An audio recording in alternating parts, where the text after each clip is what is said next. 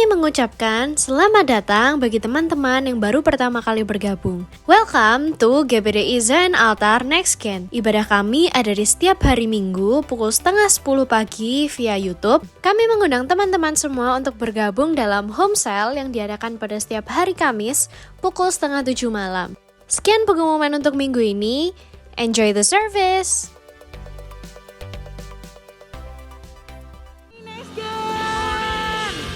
Pagi hari ini kita sama-sama mau memuliakan Tuhan lebih lagi karena kita adalah anak-anaknya yang dipilih. Siap memuji Tuhan? Haleluya!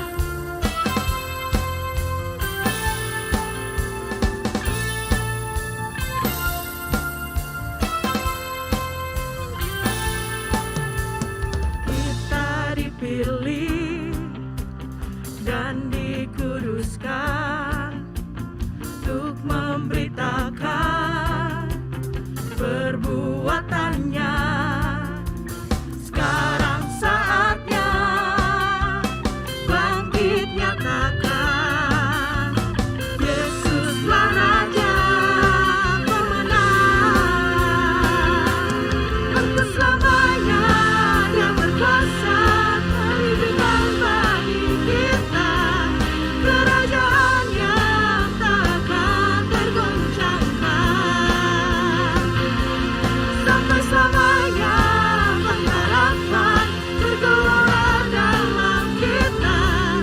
Kekal mulia namamu Yesus Tuhan.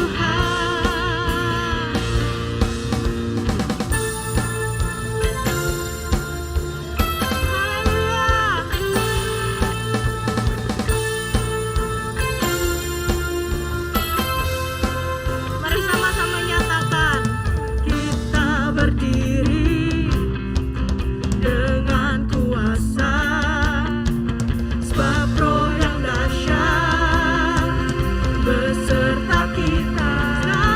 Sekarang saatnya bangkit nyatakan nama yang besar, Yesuslah Tuhan.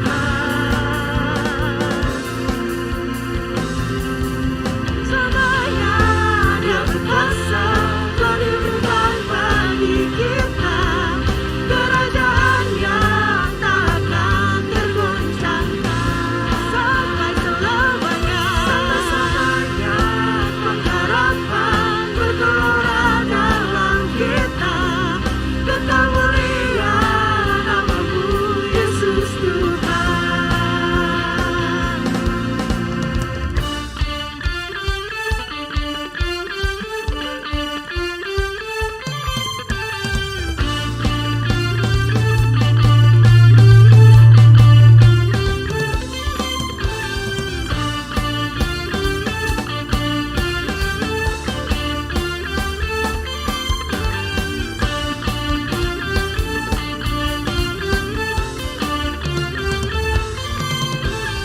Sekarang saatnya bangkit nyatakan nama yang besar, Yesuslah Tuhan. Sekarang saatnya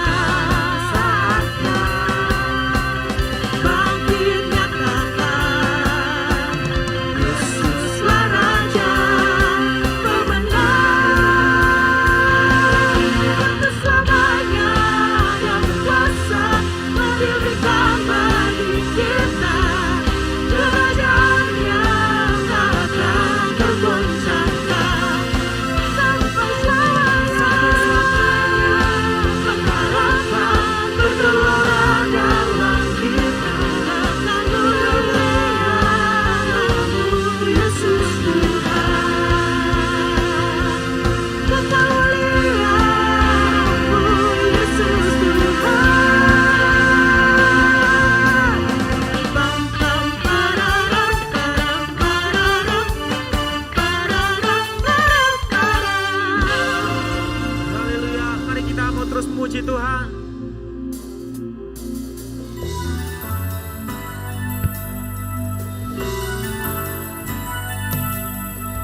Kau mulia bercahaya Roh-Mu di dalamku, dahsyat dan perkasa. Ku bersinar bagai bintang-bintang, memuliakan nama-Mu Tuhan. Karya salib-Mu membukakan anugerah yang tiada terbatas. Surga bumi menyaksikan kedaulatan-Mu Tuhan. Kau luar biasa Tuhan.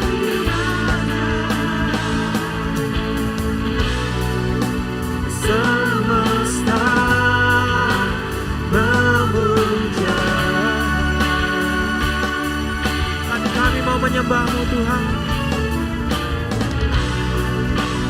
Hatiku menyembah. Kau mulia, bercahaya, Roh-Mu di dalamku, dahsyat dan perkasa. Ku bersinar bagai bintang-bintang, memuliakan nama-Mu Tuhan.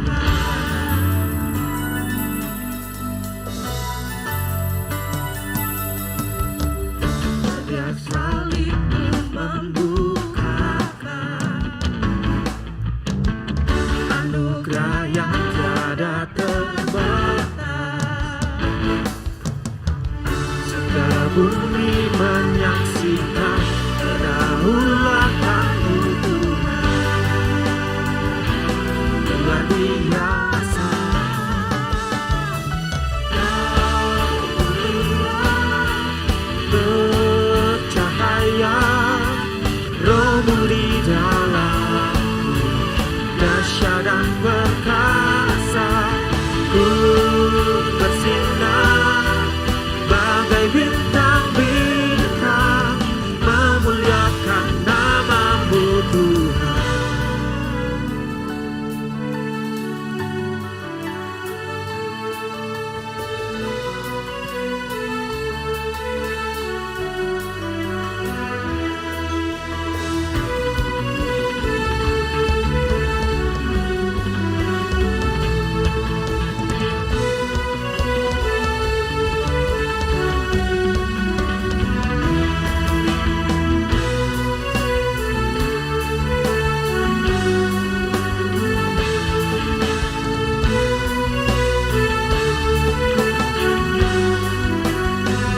Mari sama-sama katakan. Semesta memuja. Kami menyembah-Mu Tuhan. Hatiku menyembah. Mari sama-sama. Mulia, bercahaya, Roh-Mu di dalamku, dahsyat dan perkasa. Ku bersinar bagai bintang-bintang, memuliakan nama-Mu Tuhan. Mulia, bercahaya, Roh-Mu di dalamku, dahsyat dan perkasa. Ku bersinar bagai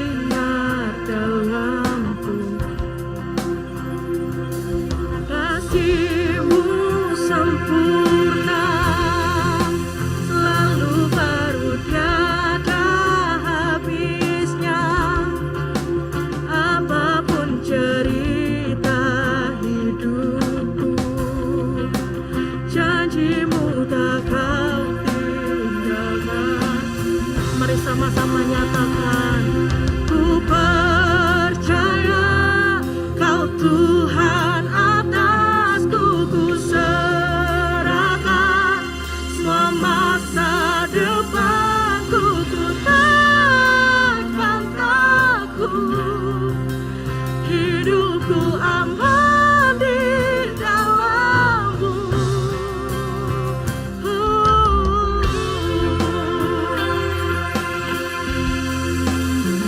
Terima kasih Tuhan.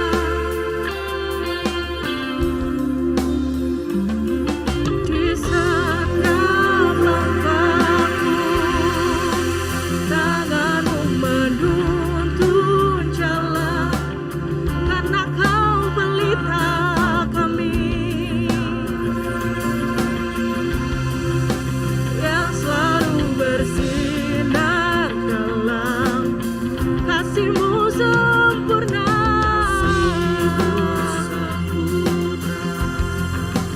Selalu baru tiada habisnya, apapun cerita hidupku, janji-Mu tak Kau tinggalkanku.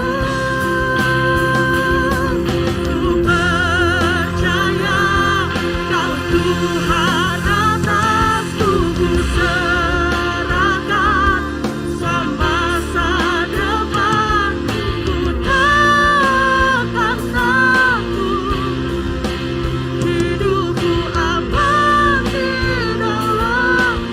Kami mau berjalan dalam kebenaran-Mu, damai di dalam jiwaku. Kau Yesus yang hidup, tiada yang mustahil. Come on, sing forever I will sing in Your presence. Forever I will trust in Your name.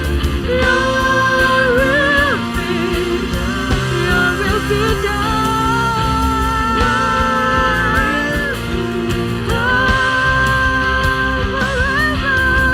Forever I will sing in Your presence. Forever I will trust in Your name. Your will be done. Let Your will be done.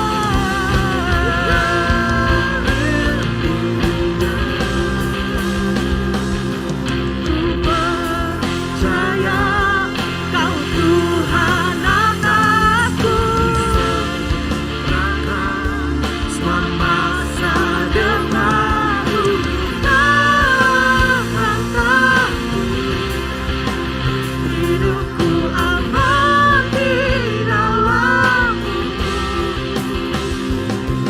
Ku berjalan dalam kebenaran-Mu, sumber damai di dalam jiwaku. Kau Yesus yang hidup, tiada yang mustahil. Let's sing again. Forever I will sing in Your presence. Forever I will trust in Your name. Your will be done. Your will be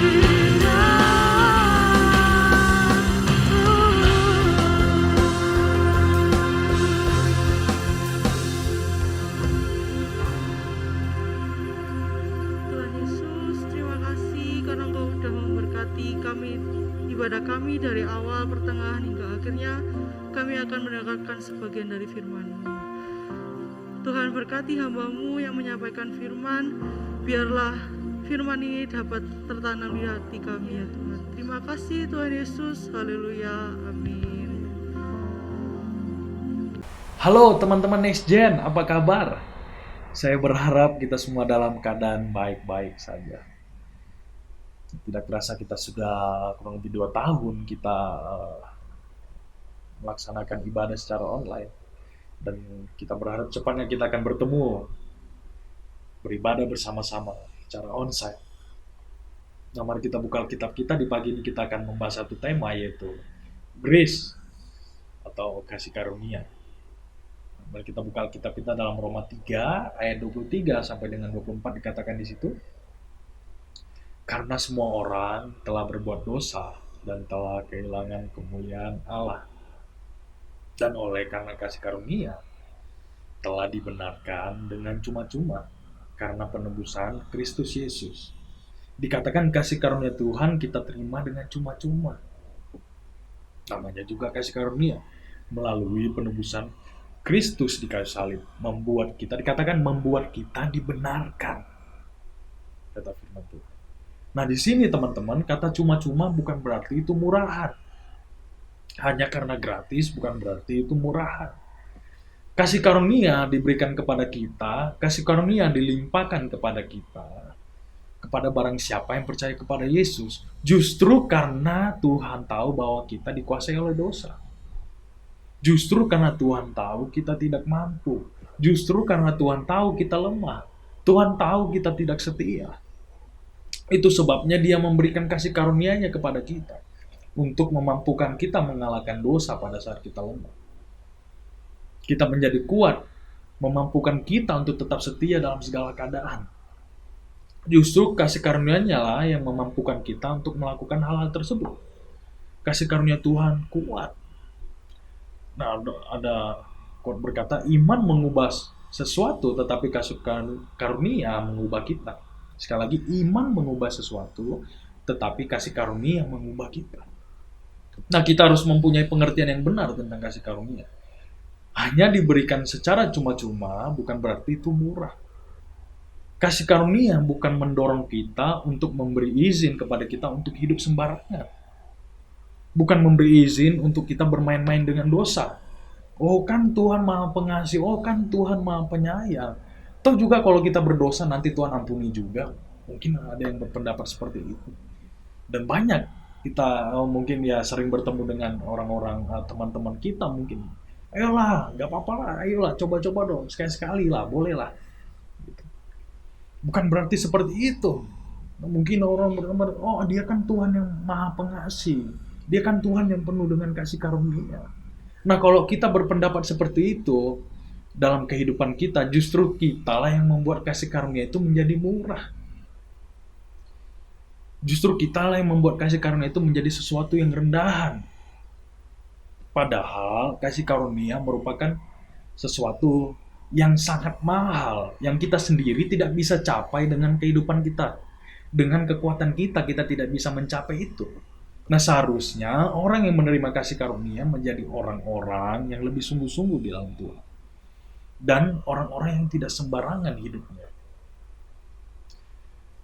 Kalau kita melihat cerita tentang wanita yang tertangkap basah berbuat zina dalam Yohanes 8. Nah, wanita ini seharusnya menurut hukum Musa dia dilempar batu sampai mati. Dan dia tertangkap basah melakukan zina, kemudian karena kasih karunia Tuhan, bukan cuma dia mendapatkan kesempatan kedua, tetapi dia mendapatkan hidupnya kembali, teman-teman. Dosanya tidak diperhitungkan lagi oleh Tuhan, artinya dibersihkan. Itu kasih karunia dalam kehidupan kita.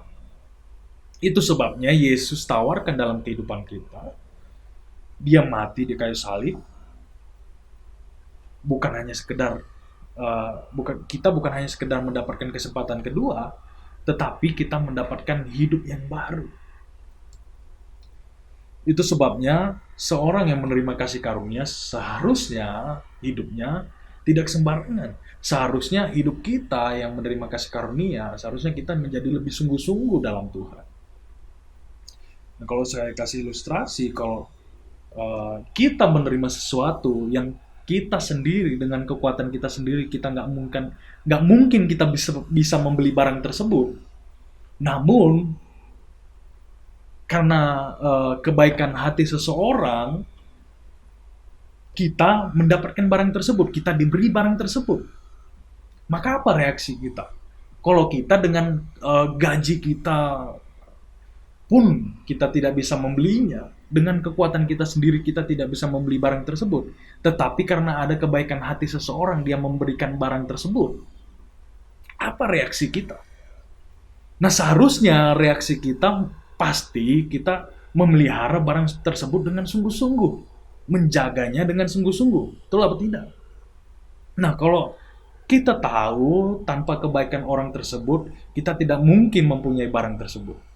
Tidak mungkin dengan kekuatan kita sendiri kita bisa beli barang tersebut. Tetapi karena kebaikan hati seseorang,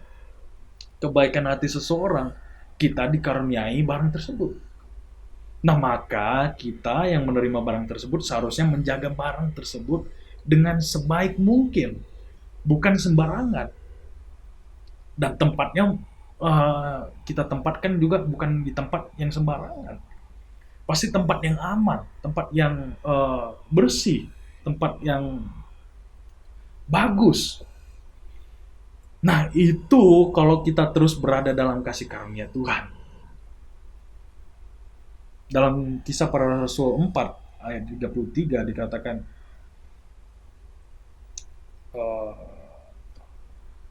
dan dengan kuasa yang besar, rasul-rasul memberi kesaksian tentang kebangkitan Tuhan Yesus, dan mereka semua hidup dalam kasih karunia yang melimpah-limpah. Siapa di sini kita di pagi ini yang mau hidup dalam kasih karunia Tuhan? Pastinya kita semua mau hidup ya dalam kasih karunia Tuhan. Kita mau hidup dalam kasih karunia Tuhan yang melimpah-limpah. Nah, ada di dalam zona kasih karunia Tuhan. Tetapi kita harus menunjukkan sikap yang benar. Kasih karunia Tuhan bukan sesuatu yang harus dipermainkan. Kasih karunia Tuhan cukup, kasih karunia Tuhan kuat. Dan kita menjadi kuat untuk kita mengalahkan dosa. Kasih karunia Tuhan membuat kita yang lemah bisa menjadi kuat. Grace membuat kita yang tadi awalnya kita tidak setia menjadi setia. Sehingga kalau ditanya, kenapa sih engkau bisa setia? Kenapa sih kamu bisa setia mengikut Tuhan? Kenapa sih kamu bisa melayani walaupun kamu mengalami masalah yang begitu berat? Kenapa sih kamu masih bisa tetap bersukacita walaupun kamu mengalami masalah yang begitu sulit, pergumulan hidup yang begitu sulit? Kita semua pasti bisa jawab itu semua karena kasih karunia Tuhan. Nah, dalam Roma 5 ayat yang kedua dikatakan, memberitahukan kepada kita untuk jalan masuk kepada kasih karunia. Kita beroleh jalan masuk oleh iman kepada kasih karunia. Berarti iman kepada Yesus. Iman adalah jalan masuk kepada kasih karunia. Nah, dengan ini makanya kita harus berani datang kepada Tuhan, menghampiri tahta kasih karunia-Nya. Nah, kebanyakan kita apalagi orang-orang muda, kita malu datang kepada Tuhan. Nah, kalau kita mungkin mengajak teman kita atau kita sendiri mungkin datang ke gereja kita, saya belum layak, saya masih banyak kekurangan, saya masih banyak terikat dengan dosa. Tunggu dulu aku suci dulu baru aku datang ke gereja. Nah, dengan kekuatan kita sendiri, kita tidak akan bisa suci sendiri. Karena kasih karunia lah kita disucikan, kita dilayakkan, kita dibenarkan. Bukan dengan kekuatan kita sendiri, teman-teman. Nah, dalam Ibrani 4 ayat yang ke-15 dan 16 dikatakan, sebab imam besar yang kita punya bukanlah imam besar yang tidak dapat merasakan kelemahan-kelemahan kita. Sekali lagi, sebab imam besar ini Yesus yang kita punya bukanlah imam besar yang tidak dapat turut merasakan kelemahan-kelemahan kita. Sebaliknya sama dengan kita. Ia telah dicobai hanya tidak berbuat dosa. Artinya apa? Kenapa kita harus berani datang kepada Tuhan? Karena Yesus bukan Tuhan yang tidak merasakan pencobaan-pencobaan tersebut. Yang tidak pernah merasakan kelemahan-kelemahan tersebut. Justru karena dia pernah merasakan pencobaan, karena dia pernah dihianati, karena dia pernah digosipin, disalah mengerti sama orang, direndahkan orang, tidak dianggap sama orang, maka dia tahu artinya. Tuhan tahu rasanya. Cuman bedanya, dia sudah mengalahkan maut. Dia sudah mengalahkan dosa tersebut. Itu sebabnya kita tidak perlu menunggu sampai kita mengatasi kelemahan-kelemahan kita dulu, teman-teman. Baru kita datang kepada Tuhan. Jangan. Nah, kita tidak perlu tunggu sampai kita suci terlebih dahulu. Dan kita tidak akan mungkin bisa dengan kekuatan kita sendiri. Ayat selanjutnya, ayat yang ke-16 dikatakan, sebab itu marilah kita dengan penuh keberanian menghampiri tahta kasih karunia-Nya, supaya kita menerima rahmat dan menemukan kasih karunia untuk mendapat pertolongan kita pada waktunya. Nah, nggak perlu tunggu sampai sempurna dulu, dan kita tidak bakalan sempurna dengan kekuatan kita sendiri. Nah, makanya kita mulai masuk ke poin bagaimana seharusnya kita sebagai orang yang menerima kasih karunia. Bagaimana seharusnya, seperti apa seharusnya sikap kita sebagai orang yang menerima grace, sebagai orang yang menerima kasih karunia. Yang pertama adalah orang tersebut akan penuh dengan sukacita. Orang yang hidupnya dipenuhi dengan kasih karunia, seharusnya kita penuh dengan sukacita. Seharusnya kita, walaupun kita mengalami masa-masa yang sulit, masa-masa pergumulan yang sulit, seharusnya hidup kita penuh dengan sukacita. Berasal dari dalam, walaupun keadaan di luar itu tidak kondusif, tetapi ketika kita yang di dalam kita merasakan kasih daripada Tuhan, merasakan menerima kasih karunia daripada Tuhan, sesulit apapun masalah kita, pasti kita bisa menghadapinya dengan sukacita yang daripada Tuhan. Yang kedua, seperti apa sebenarnya seharusnya kita orang-orang yang menerima kasih karunia? Yang kedua, orang yang menerima kasih karunia seharusnya penuh dengan ucapan syukur. Nah, kita tahu cerita 10 orang penyakit kusta yang disembuhkan oleh Tuhan. Pertanyaan, berapa orang yang balik berterima kasih kepada Tuhan? Berapa orang? 1 orang, teman-teman. Nah, 1 orang ini dia tahu mengucap syukur. Yang 9-nya nggak tahu berterima kasih. Tuhan sudah tolong, Tuhan sudah sembuhkan mereka. Nah, kalau kita mau hidup dalam kasih karunia Tuhan yang melimpah-limpah, pastikan kita dalam keadaan tahu mengucap syukur. Nah, karena yang paling besar yang kita bisa beri kepada Tuhan yaitu ucapan syukur, tidak ada yang lain. Walaupun kita dalam masa-masa yang sulit, ingat jangan lupa selalu mengucap syukur. Yang ketiga, yang pertama tadi apa? Orang yang bagaimana seharusnya kita bersikap, gitu ya. Kita menerima kasih karunia daripada Tuhan. Yang pertama itu harus penuh dengan sukacita, penuh dengan ucapan syukur. Yang ketiga adalah harus hidup dengan rendah hati. Ini teman-teman, hidup dengan rendah hati. Yakobus 4 ayat 6 dikatakan, tetapi kasih karunia yang dianugerahkannya kepada kita lebih besar daripada itu. Karena itu ia katakan, Allah menentang orang yang congkak, tetapi apa? Mengasihani orang yang rendah hati, teman-teman. Nah, Tuhan memberikan kasih karunia-Nya kepada orang yang rendah hati, bukan kepada orang yang congkak. Nah, kita perlu tahu kalau kita sebagaimana kita ada hari ini, itu semua karena kasih karunia Tuhan, teman-teman. Sehebat apapun pencobaan kita, kasih karunia Tuhan cukup untuk kita, cukup buat kita.